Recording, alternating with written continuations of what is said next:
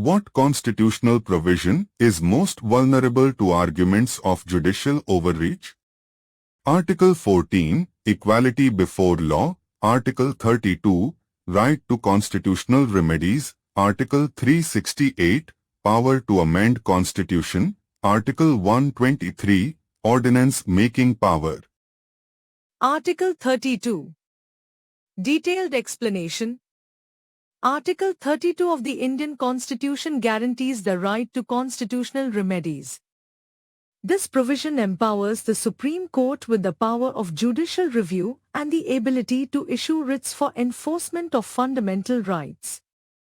This inherent power of judicial review, especially concerning the scope and interpretation of fundamental rights, frequently leads to discussions about judicial activism. The vagueness of certain fundamental rights, coupled with the inherent subjectivity in interpreting them, creates potential for arguments about the court exceeding its powers or imposing its own political preferences in determining the reach and applicability of the rights.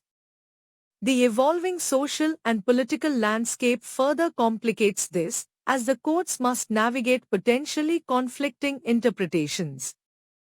Why other options are less suitable?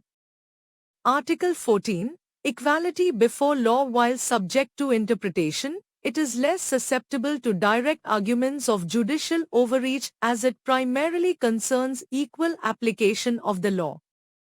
Article 368, Power to amend Constitution, focuses on legislative power and is inherently tied to the legislative-executive dynamic. Article 123, Ordinance making power, relates to the executive power, mainly concerning its use during legislative vacancies. It does not have a direct relationship to the court's powers in the same way as Article 32.